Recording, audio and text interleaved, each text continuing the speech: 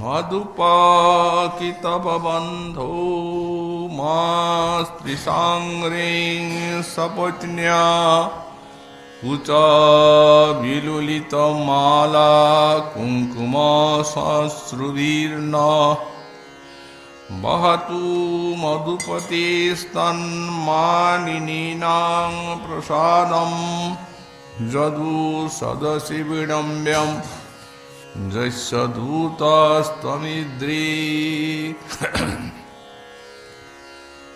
সর্ববেদান্ত সার শ্রীমদ্ভাগবতে দশম স্কন্ধে সপ্তচত্বারিংশোऽধ্যায়ে দ্বাদশ সংখ্যক শ্লোকে পরমহংস শিরোমণি ভাগবত বক্তা শ্রীপাদ শুকদেব মুনি এই শ্লোকের থেকে মহাভাবময়ী শ্রী শ্রী রাধারানীর মাথুর বিরহে তাঁর মোহনাক্ষ ভাবের চরম অনুভব চিত্রজল্পাক্ষ দিব্যোন্মাদ আরম্ভ করছেন শ্রী রাধারানীর উক্তিতে।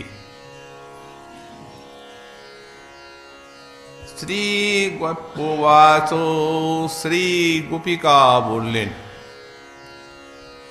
মধুপাকিতব বন্ধু মা স্ত্রীসাঙ্গ্রেং সপত্ন্যা কুচ বিলুলিত মালা কুঙ্কুম সশ্রুবীর্ণ। হরে মধুপ, ভ্রমর রে কিতব বন্ধু, কপটির বন্ধু, সপত্ন্যা কুচ বিললিত মালা কুঙ্কুম সশ্রুবি ন স্মাকং অঙ্ঘ্রিং মা স্পৃশো। আমার সপত্নীগণের যে কুচবিললিত মালা কুচ কুঙ্কুমে যে বিমর্দিত হয়েছে তোর সেই কপটি বন্ধুর মালা, এবং সেখানে যে সেই কুঙ্কুম লেগে গেছে, তোর ওই শ্বশ্রুতে সেই কুঙ্কুম লেগেছে। অতএব এই দুষ্ট চিহ্ন নিয়ে আর অস্মাকং অঙ্ঘ্রিং মা স্পৃশ, আমাদের পরম পবিত্র চরণকে তুই কখনো স্পর্শ করিস না। বহতু মধুপতি স্তন মানিনীনাং প্রসাদম, যদি মান প্রসাদন করতেই হয় তো যদুপতির যে সেই মধুবধূগণ আছেন তুই তাদের মান প্রসাদন করিয়ে। যদু সদসি বিড়ম্বম দৈস্য দূতস্তমিগ্রিক, এই তোর মতো মূর্খ যার দূত বললেন, তার কিন্তু এই সব গোপন কার্য যদুগণের সভায় অতিশয় হাস্যাস্পদই হবে। এখানের থেকে শ্রীপাদ শুকদেব মুনি শ্রী শ্রী রাধারানীর উক্তিতে আরম্ভ করছেন ভ্রমর গীত, চিত্তজল্পাক্ষ দিব্যোন্মাদ।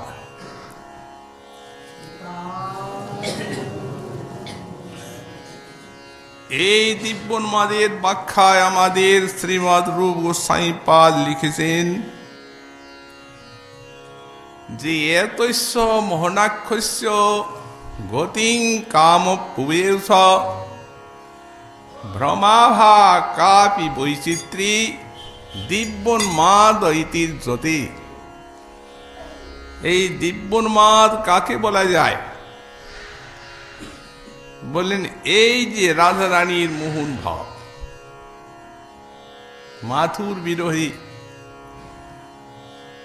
তার যে চরম কোটির নিজস্ব সম্পদ এই মোহন, মোহনাক্ষ মহাভাব, যার অন্য কোনো গোপিকাতেও নেই। বললেন এই মোহনাক্ষ মহাভাব কোন অদ্ভুত অনির্বচনীয় গতিকে প্রাপ্ত হয়ে আজ যখন এই ভ্রমাভাব বৈচিত্র্যকে ধারণ করে, তখন তার নাম হয় দিব্যোন্মাদ। ভ্রম নয়, ভ্রমাভা, ভ্রমের মতো আভা আছে যা। তো আভাটা আমরা কি করে বুঝব? আভা শব্দের অর্থ কি? আভা মানে ছটা, একটা কান্তি। তো ভ্রমের মতো কি ছটা আছে? বললেন না না, তা নয়। দৃষ্টান্ত দিয়েছেন গোসাই পাদগণ, বললেন যেমন মনে করুন এই দিব্যোন্মাদবতী শ্রী শ্রী রাধারানীর ওই মেঘে কৃষ্ণ ভ্রম হচ্ছে, তমালে কৃষ্ণ ভ্রান্তি ঘটছে, ভ্রমরটিতে দূত ভ্রান্তি ঘটছে। এগুলি তো ভ্রমের মতো দেখা যায়। আবার যখন এই দিব্যোন্মাদকে ওই রাধারানীর ভাবে অঙ্গীকার করলেন গম্ভীরা লীলায় মহাপ্রভু,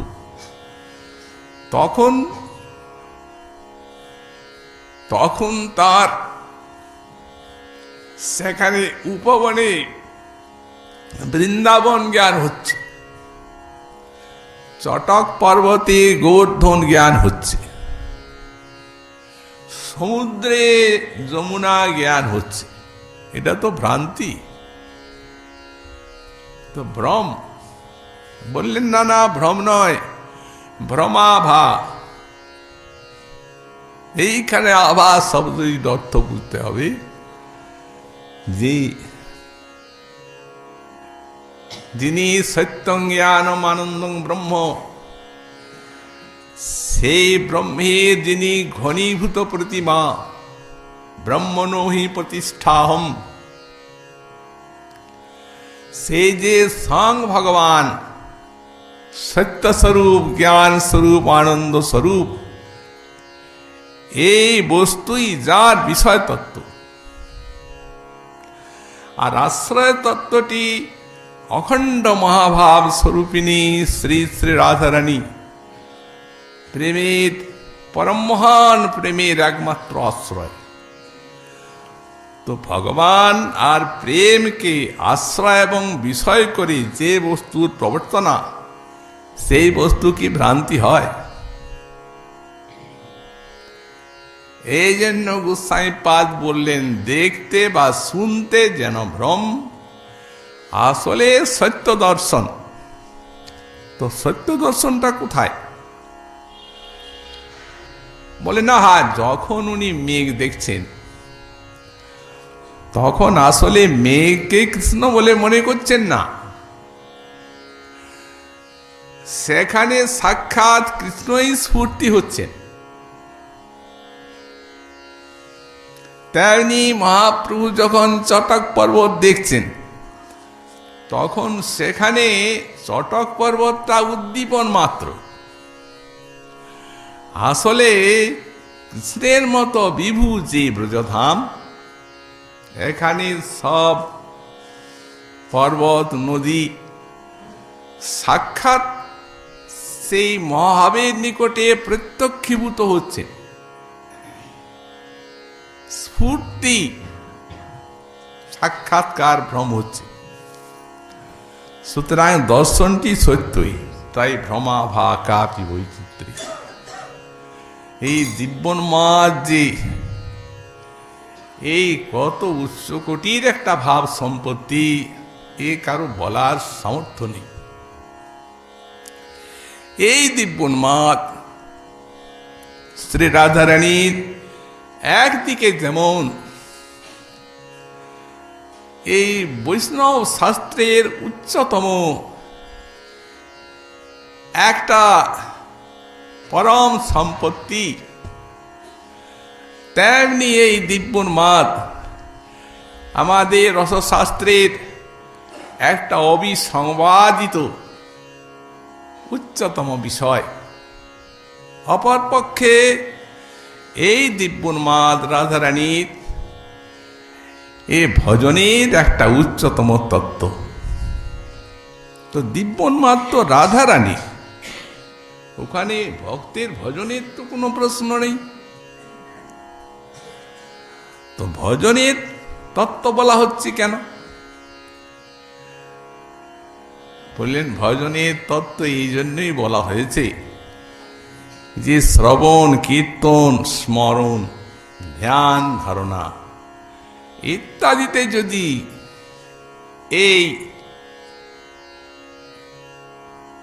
দিব্যোন্মাদটি যদি বিষয় হয়, অর্থাৎ রাধারানীর বিষয় যদি কোনো ভক্ত সামাজিক শ্রবণ, কীর্তন, স্মরণাদি করেন, তো এর থেকে বড় ভজন তত্ত্ব আর ভজনীয় রাজ্যে কিচ্ছু নেই।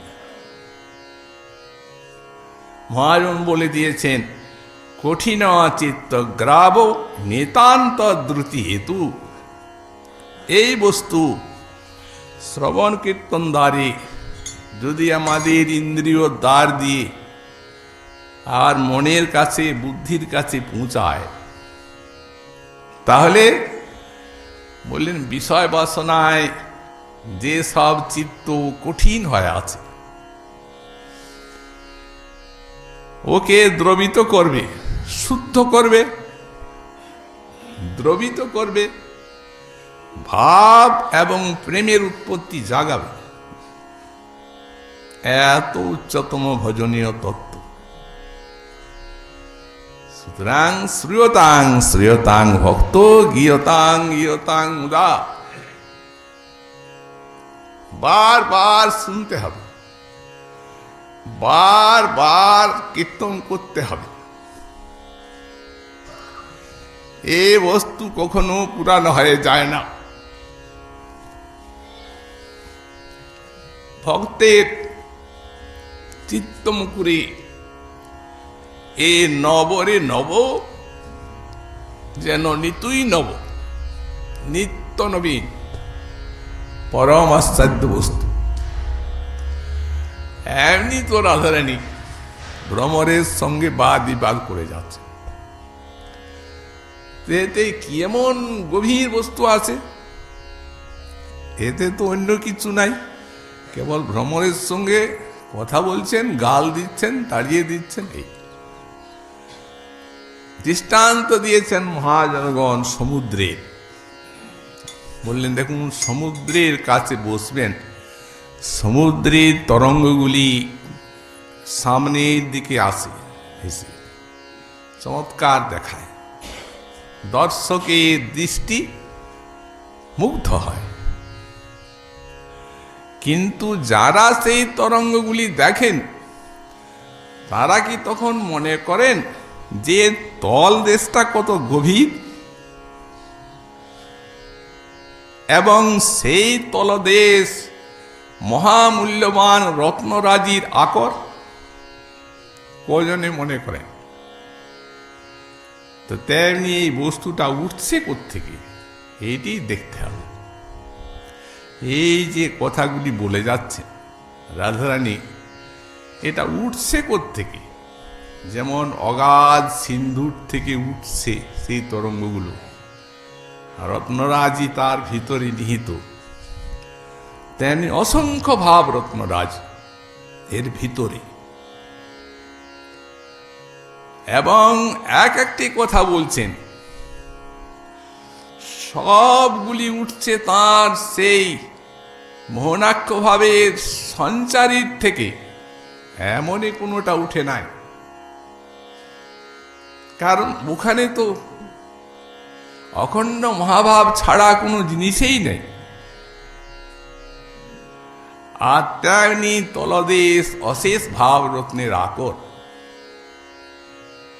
যখন সমুদ্রটা আলোড়িত হয়, খুব তরঙ্গায়িত হয়,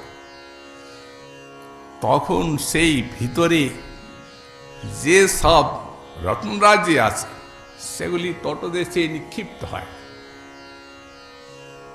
তো তেমনি এই জিনিস,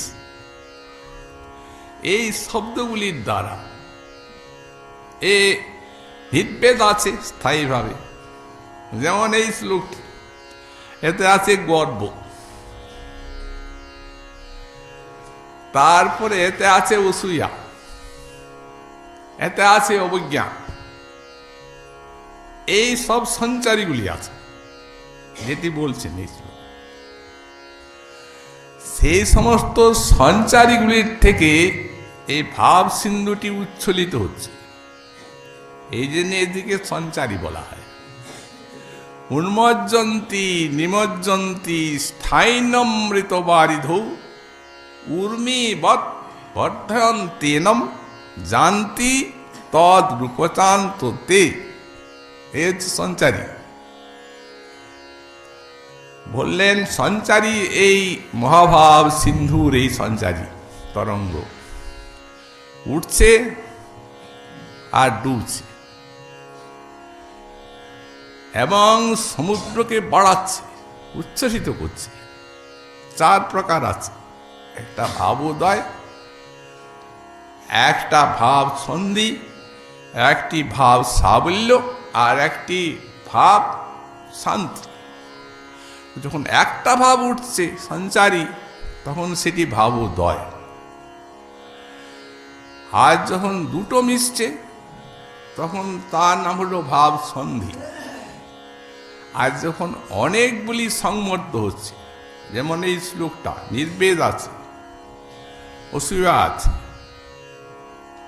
গর্ব আছে, অবজ্ঞা আছে, এগুলি মর্দিত হচ্ছে, এর নাম হচ্ছে ভাব সংমর্দ বা ভাব সাবল্য একে বলা হয়। এই হচ্ছে এগুলির স্বরূপ যা রাজারানী বলে যাচ্ছে। যখন আমাদের গোস্বামীপাদ এই শ্লোকটির বৈষ্ণব তুষ্টির টিকা আরম্ভ করছেন, তখন বলছেন যে স্বতঃ প্রেমজ বার্তায়া গোবিন্দে লীন চেতস রাধায়া কেন তদ বাক্যং বেদ্য স্যাৎ তৎ কৃপাং বিনা। বলেন এই বস্তুগুলি এই জন্যই এত গভীর যে ক্ষুদ্র জীব এর ব্যাখ্যা কি বুঝবে। আমি যে ব্যাখ্যা করতে বসলাম, কিন্তু আমি কি ব্যাখ্যা করব? মনে মনে চিন্তা করছেন ব্যাখ্যাকার। ওরা তো সাধারণ না, ওরা তো ব্রজের মঞ্জরি। রাধারানীর যে সমস্ত তত্ত্ব মহিমা সব তাদেরই বেদ্য, মহাপ্রভুর পার্শ্বদ, এই বস্তু দেওয়ার জন্য আগমন। কিন্তু তবু এর গভীরতা এত যে উনি চিন্তা করছেন যে বলছেন শত প্রেমজ বার্তায়া গোবিন্দে লীন চেতস। শতই প্রেম বার্তাতে গোবিন্দে যার চিত্তটি ডুবে আছে। রাজারানী যেমন সমুদ্রে কোনো ব্যক্তি ডুবে গেছে, তখন ওর এ পাশে জল, এ পাশে জল, উপরে জল, নিচে জল, চারদিকে তো জল। তো তেমনি রাধারানীর যে ইন্দ্রিয় চিত্ত, ও চারদিকে গোবিন্দ রসে ডুবে আছে। এই জন্যে মহাজন বলেছেন কৃষ্ণময়ী, কৃষ্ণ যার অন্তরে বাহিরে, বাইরু কৃষ্ণ ভিতরু কৃষ্ণ, যাহা যাহা নেত্র পড়ে তাহা কৃষ্ণ সুরে, যেদিকে তাকাচ্ছেন সেই দিকেই কৃষ্ণ। এই জন্য তো গৌতমীয় তন্ত্র কৃষ্ণময়ী বললেন, আর মহাজন ব্যাখ্যা করলেন সর্বত্র কৃষ্ণ।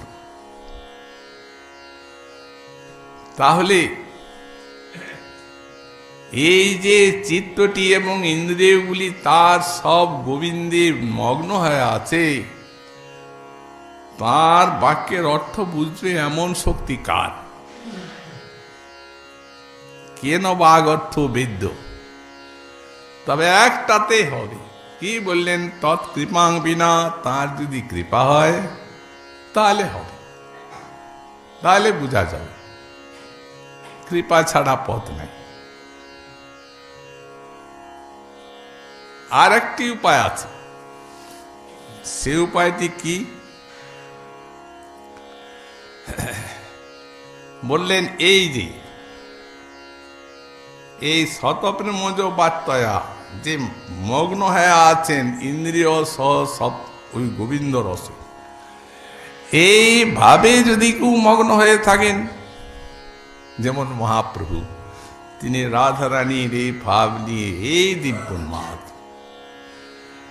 আর সেই দিব্যোন্মাদ সিন্ধুতে সন্তরণ করলেন অহরহ।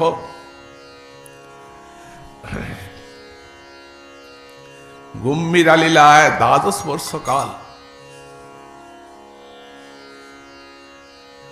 রাধিকার ভাব জয়ীছে উদ্ধব দর্শনে, এই মতো দশা প্রভুর হয় রাত্রি দিনে অহরহ, দিবারাত্রি। এই যে রাধিকার চেষ্টা জয়ীছে উদ্ধব দর্শনে, এই দিব্যোন্মাদ নিরন্তর হয় প্রভুর বিরহ উন্মাদ, এই বিরহ উন্মাদটাই দিব্যোন্মাদ। ভ্রমময় চেষ্টা সদা প্রলাপময় বাদ, এই রাজারানীর ভ্রমময় চেষ্টা আর প্রলাপময় বাদ, এই হচ্ছে আমরা যে উচ্চকোটির ভজন সম্পত্তি বললাম তাই। সা কাষ্ঠা সা পরাগ, এর উপরে আর নাই। সেইটি তিনি আস্বাদন করছেন। আর যদি মনে করুন কেউ হাত পা ছুড়ে সমুদ্রে খুব সাঁতার কাটতে থাকে, আর তার কাছে যে যদি কেউ দাঁড়ান তীরে, ছিটা ফোটা লাগবেই। তো বললেন যারা মনটিকে মহাপ্রভুর চরণে নিয়ে গেছে, ওই যে গম্ভীরায় যে লীলা, ওই লীলাময় মহাপ্রভুর চরণ সান্নিধ্যে যদি কেউ মনটিকে নিয়ে যান, তাহলে এই তিনি বুঝতে পারবেন। যদি গৌর না হতো কি মনে হইত, কেমনে ধরিতাম দে রাধার মহিমা প্রেম রস সীমা, এই জগতে জানাতো কে? উনি জানালেন। সঙ্গে সঙ্গে ব্রজমাধুরীটিও জানিয়ে দিলেন, কারণ ব্রজমাধুরী না জানলে তো, রাধা তো অনেক উচ্চকোটি। মধুর বৃন্দা বিপিন মাধুরী প্রবেশ চাতুরী সার, বরজ যুবতী ভাবের আরতি, বল শোকতি হইত কার? এই গৌরাঙ্গ। সুতরাং আমাদের শ্রী গৌরাঙ্গ চরণকে আশ্রয় করে, তার কৃপাকে সম্বলন করে এই সব বস্তুর মর্ম বুঝতে হবে। তবে সিন্ধুতি বিন্দু কিছু আস্বাদন নিশ্চিতই সাধক পাবেন। এখন ওই যে ভৃঙ্গটি চরণ সান্নিধ্যে এসে গুঞ্জার করছে, রাধারানীর প্রফুল্লিত কমলের মতো চরণ, আর তেমনি সৌরভ দিগন্ত ব্যাপী, সেই সৌরভে আকৃষ্ট হয়ে ভৃঙ্গটি গুঞ্জার করছে চরণ সান্নিধ্যে। ঈশ্বরী দিব্যন্মাদের প্রেরণায় বলছেন, ওরে মধুপ, মধু পান করে যে। তো মধু শব্দের কি অর্থ? মধু মধ্যে পুষ্পরসে, মধ্যকে মধু বলা হয়, আর ফুলের রসকে মধু বলা হয়। এইরূপ নানার্থবর্গ এই মধু শব্দে। রাধারানী সম্বোধন করছেন, ওরে মধুপ, তুই মথুরার থেকে বৃন্দাবনে এসে আর এইখানে এসে ধৃষ্টতা করছিস, যা যা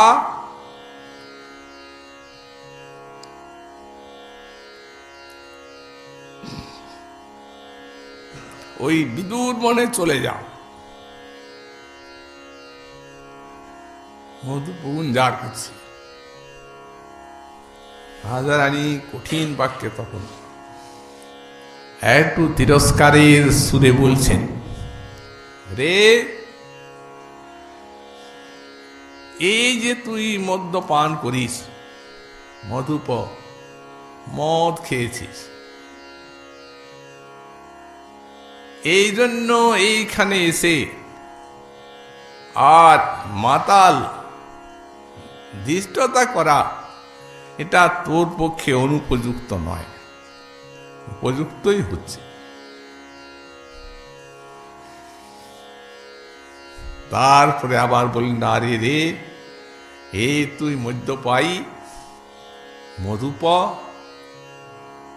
আর তোর বন্ধু যিনি তিনি এখন হয়েছেন ওই মধুপতি। তুমি মধুপ আর তিনি মধুপতি। যেহেতু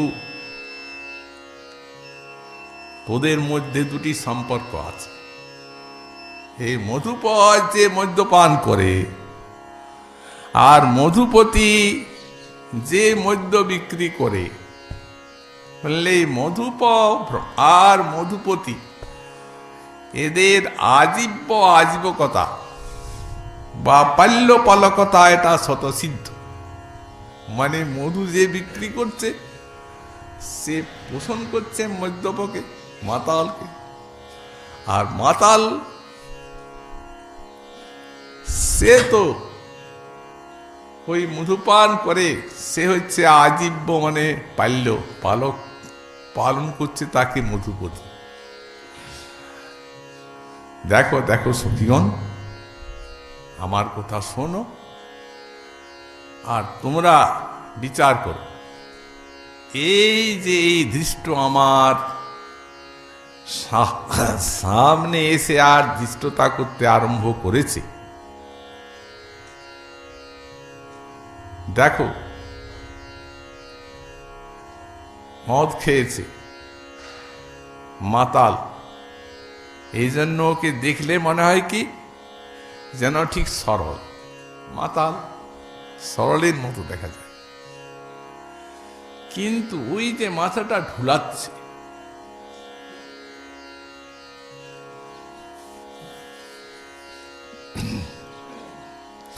আর ওই যে গুনগুন রব করছে, এর দ্বারা কি মনে হয় জানো সখীগণ, এর দ্বারা মনে হয় সে ধূর্ত চূড়ামণি। তুই কি আশ্চর্য, যে সরল হয় সে কি ধূর্ত হয়, আবার যে ধূর্ত হয় সে কি সরল হতে পারে? কিন্তু এই যে মধুপ, এই ভৃঙ্গটিতে দুটি বিপরীত গুণ দেখা যাচ্ছে। এ সরল হয়েও ধৃষ্ট, ধূর্ত চূড়ামণি, আর ধূর্ত হয়েও সরল। বুঝছ তো সখীগণ, এই বিপরীত ধর্ম প্রকাশ পাচ্ছে। দিব্যন মহাদে আতিশয্যে ঈশ্বরী সেই ভ্রমরটির সঙ্গে কথা বলছি। ওরে দেখ, তুই হয়েছিস মধুপ মদ্যপায়ী, আর কিতব বন্ধু তুই সেই কপটির বন্ধু। সে হচ্ছে মধুপতি কপটি, আর তুই তার বন্ধু। এখানে কিতাব শব্দ দিয়েছে রাধারানী। কিতাব শব্দের ব্যাখ্যা কি? মহাজন অভিধানে দেখা যায় কিতাব শব্দের অর্থ হচ্ছে শট, একটি অর্থ, একটি হচ্ছে বঞ্চক, আর একটি হচ্ছে কপট। শট, কপট আর বঞ্চক, এইগুলি কিতাব শব্দের ব্যাখ্যা।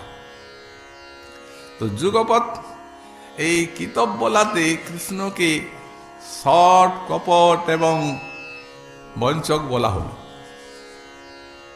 বললেন তো, কিন্তু ভৃঙ্গটি ঝঙ্কার করছে যখন, তখন রাধারানী তার সেই দিব্যন মহাদির যে অনুভব, সেই অনুভূতি নিয়ে যেন ভ্রমরের কথাকে কল্পনা করছেন। ঈশ্বরী,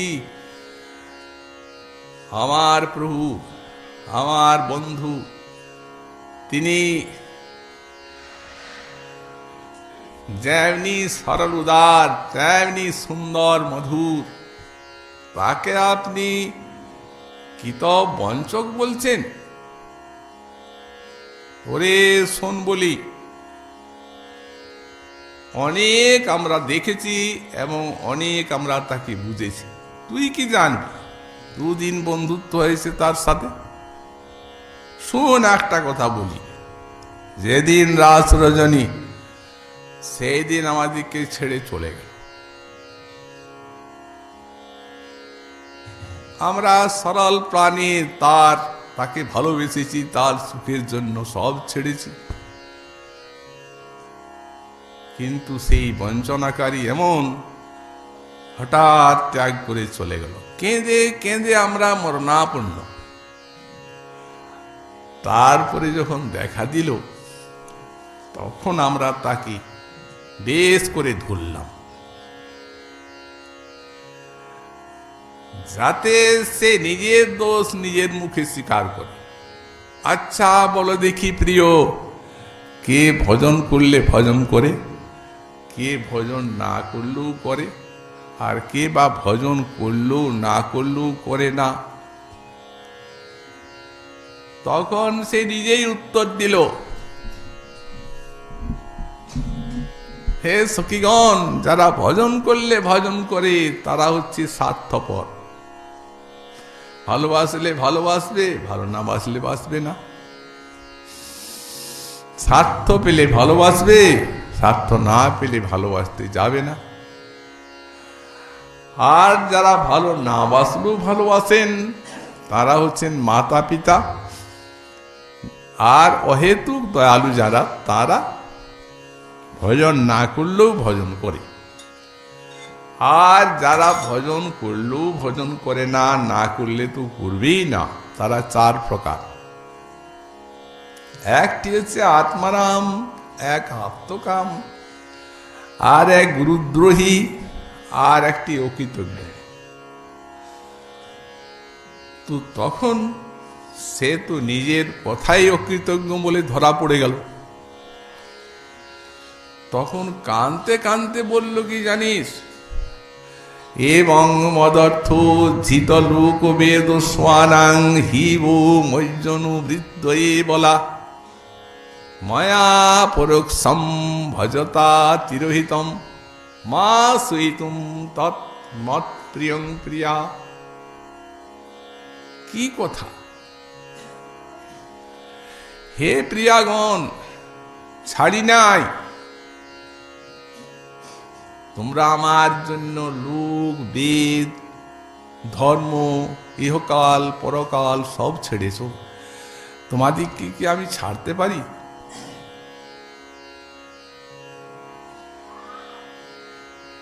আমি পরোক্ষে থেকে তোমাদের ভজন করছিলাম, বলছে।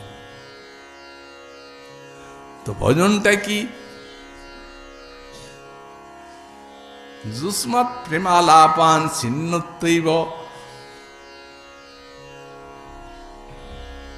তোমাদের প্রেমালাপ শ্রবণ করবার জন্য অন্তর্ধানে স্থিতম, অন্তর্ধানে আমি ছিলাম, আর তোমাদের প্রেমালাপ শ্রবণ করছিলাম। আহা, আমার যে কি আনন্দ লাভ হচ্ছিল, তোমাদের মিলনের থেকে অনেক উচ্চকোটির আনন্দ। এক কথায় আমাদেরকে মুগ্ধ করে দিয়েছিল, কারণ আমরা তো তার সুখ ছাড়া কিছু চাই না। অতএব সে আমাদেরকে কাঁদিয়ে যে আনন্দ পেল, ওই কাঁদাটাই আমাদের ভজন। না গুনি আপন দুঃখ, সবে বাঞ্ছি তাঁর সুখ, তাঁর সুখে আমার তাৎপর্য। মরে যদি দিলে দুঃখ, তার হইল মহাসুখ, সেই দুঃখ মোর সুখ বর্জ্য, এটাই আমার সুখের সেরা। অতএব সুখে আমরা আত্মহারা হয়ে গেলাম যখন এই কথা বলল। এখন কি করল? এটা বঞ্চনা ছাড়া কি? আরো যখন চলে গেল এখানের থেকে, তখন আমরা রথচক্রে প্রাণ দেব, নিশ্চিত মরেই যাব।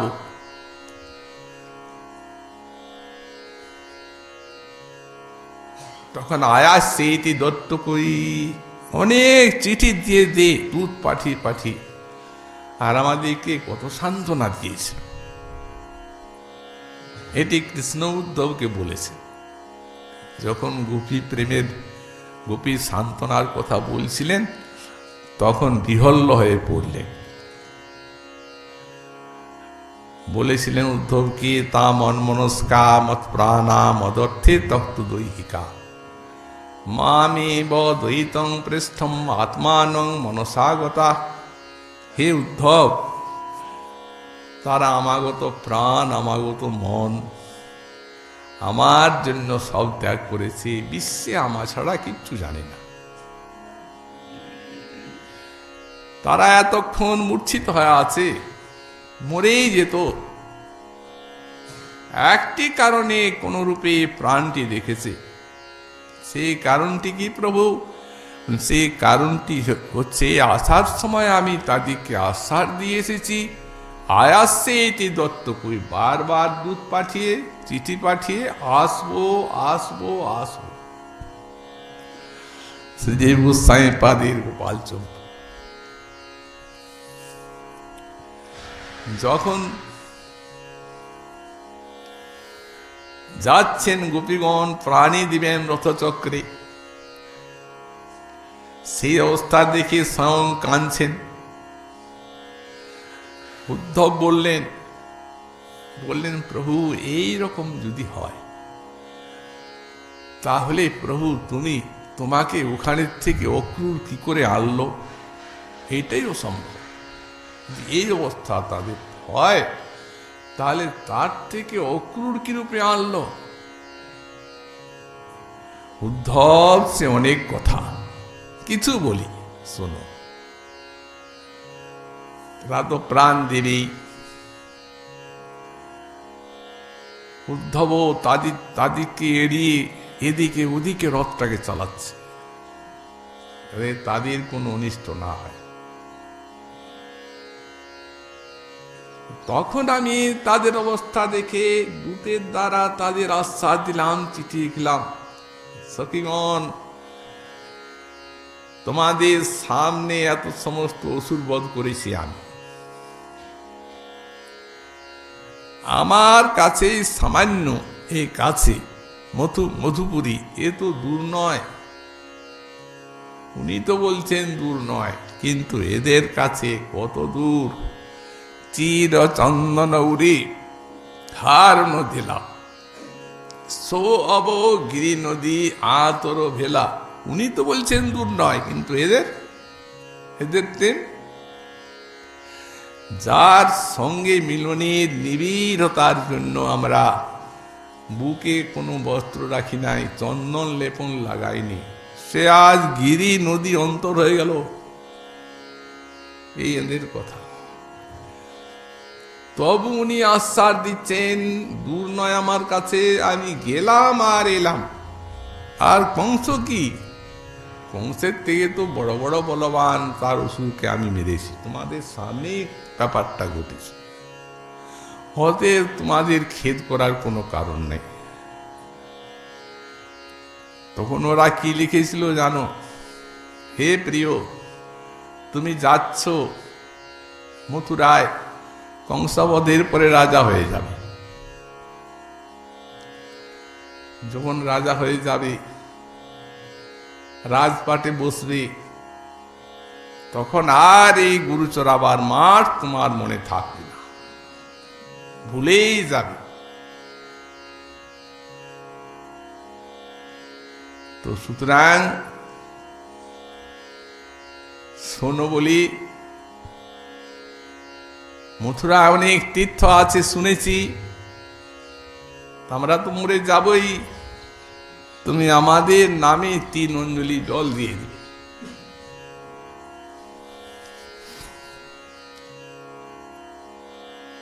উদ্ধব, তখন আমি লিখলাম যে দেখো সখিগণ, প্রিয়াগণ, এই বৃন্দাবন ছাড়া আমি রাজ্য লিপ্সা আমার নাই। আমি রাজ্য লিপ্সা চাই না, কামনা করি না। অতএব যদি কোনো বনের হরিণ তাকে কোনো রাজা ধরে নিয়ে আর রাজভোগে লালন পালন করে, তো সে জায়গাটি তাকে ভালো লাগে? তো বৃন্দাবন আমার বন, এই খানের হরিণ আমি এই গেলাম আর এলাম, এই প্রকারে বার বার বার বার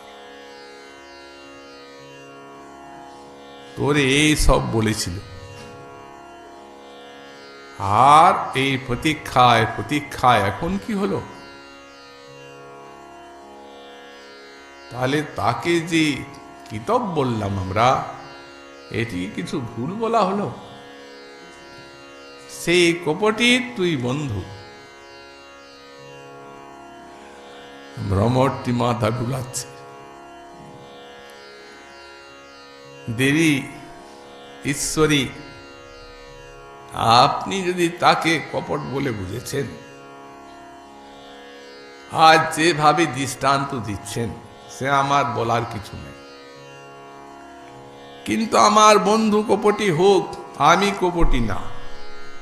অতএব কিতব বন্ধু বলবেন না। ওকে কিতব বলছেন বলুন, আমাকে বন্ধু বলবেন না, কিতব বন্ধু। হাসছেন ঈশ্বরী। দেখো দেখো সখীগণ, বলছে কি, বন্ধুকে যদি আপনি কিতব বলে জানেন, কিন্তু আমাকে কি করে জানলেন? আমি আপনার কি বঞ্চনা করলাম? আমি কিতব না, কপট না। ওরে শুন বলি, তুই তার থেকে অনেক গুণে বেশি কপট। কেন জানিস? যে কপটি ব্যক্তিকে বঞ্চনা করে আর তার সঙ্গে বন্ধুত্ব জমাতে পারে, আর তার থেকে নিজের স্বার্থ আদায় করতে পারে, সে কপটি না, সে তো বেশি কপটি হবে। তাহলে বন্ধুত্ব জমবে কি করে? ওই যে তার সঙ্গে বন্ধুত্বটা জমালি, কত বড় তাকে ছলনা করলি তুই। ছলনা করে তাকে সেই বঞ্চককে বঞ্চিত করে আর তার সঙ্গে বন্ধুতা জমিয়েছিস। এই জন্য অনেক বড় বঞ্চক তুই।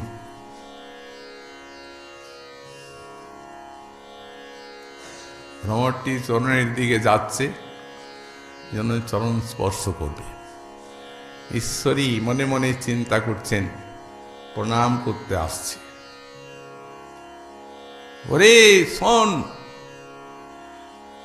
কখনো আমার চরণ স্পর্শ করবি না।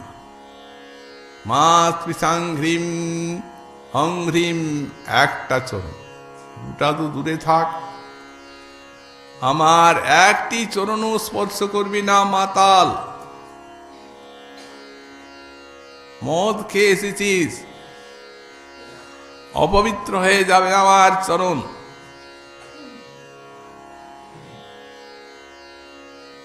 জানিস এই চরণ কত পবিত্র? যখন তোর সেই কপটি বন্ধু এই চরণের কাছে অপরাধী হয়ে যেত, তখন এই চরণে পড়েই তার অপরাধের থেকে মুক্তি হতো। এত পবিত্র এই চরণ, অতীর চরণ স্পর্শ করবি না, সরে যা, সরে যা।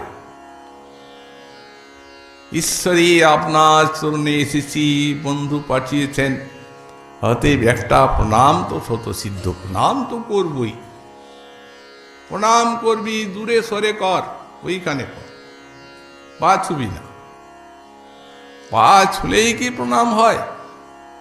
না ছুলে হবে না, ওই দূরে সরে প্রণাম কর।